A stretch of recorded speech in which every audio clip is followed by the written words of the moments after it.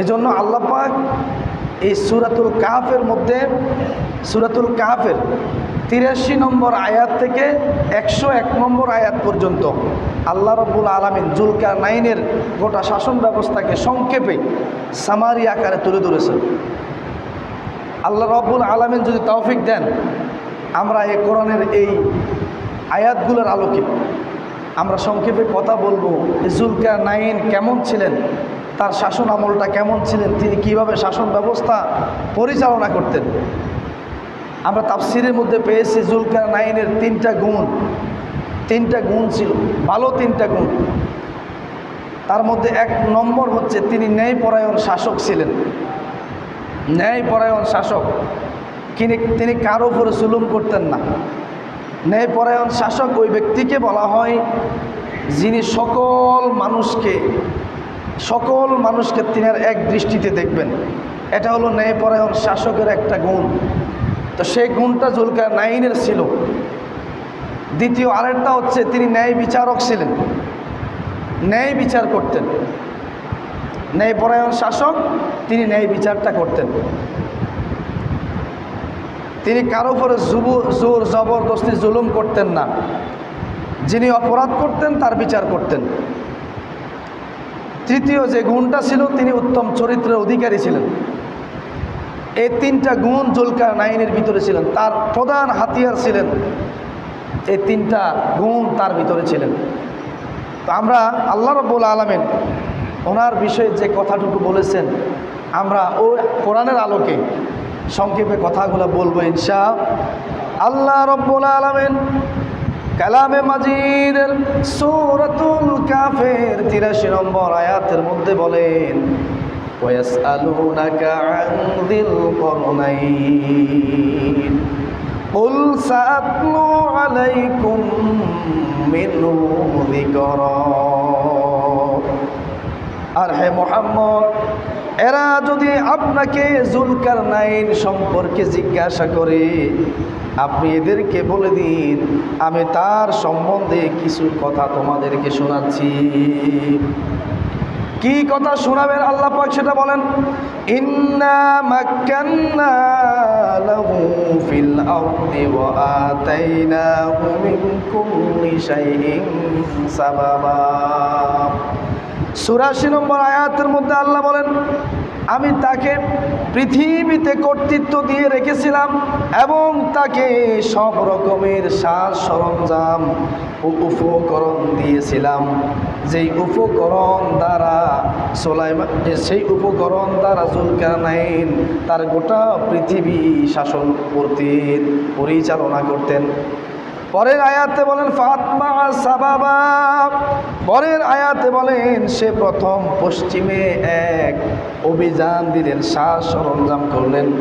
অর্থাৎ তিনি যেই জায়গায় ছিলেন তার থেকে পশ্চিম দিকে একটা সফর করলেন।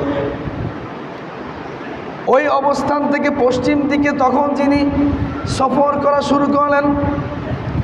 সফর করতে করতে তিনি এমন একটা জায়গার মধ্যে পৌঁছে গেলেন, যে জায়গার মধ্যে গিয়ে তিনি একটা জাতিকে দেখতে পেলেন। কেমন জাতিকে দেখতে পেলেন? যে জাতি তার সামনে কথা বলেন, কিন্তু তিনি তাদের ভাষা বুঝতেছেন না তারা কি যেন বলতেছেন। তিনি যখন বললেন আমি হলাম যুলকারনাইন, আমি বর্তমান সময়ের শাসক যুলকারনাইন, তোমাদের কি অসুবিধা আছে আমাকে বলো, তোমাদের কি সুবিধা আছে আমাকে বলো, কি খেদমত করতে পারি। ওই লোকগুলো যুলকারনাইনকে তাদের ভাষায় বলতেছে, কিন্তু যুলকারনাইন তাদের ভাষা বুঝছে না। এখন কি করবেন?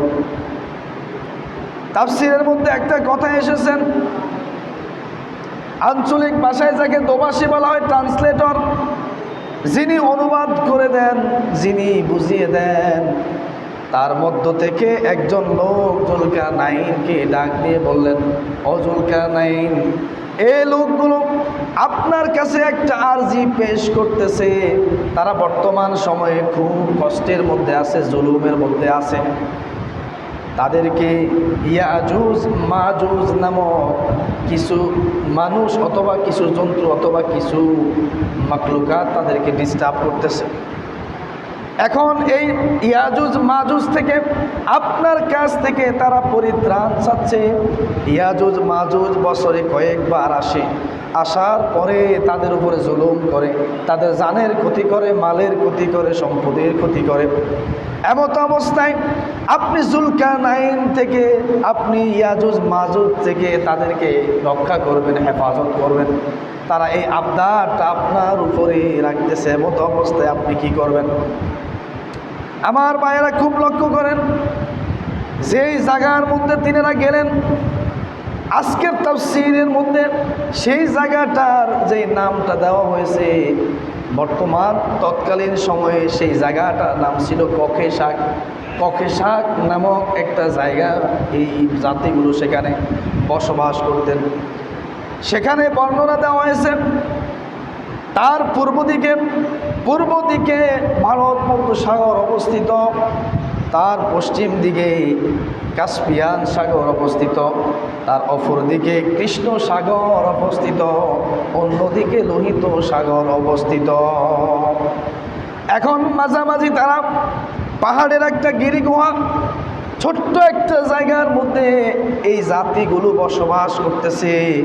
এই জাতিগুলো ইয়াজুজ মাজুজ নামক যে প্রাণীগুলো আছে বা যে মাখলুকাতগুলো আছে, তারা তাদেরকে দৈনন্দিন অথবা বছরে কয়েকবার এসে তাদের জানমালের ক্ষতি করেন।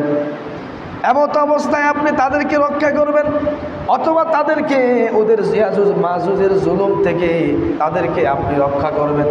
ওই অবস্থায় তারা আপনার কাছে আরজি করছে, দরখাস্ত করছে।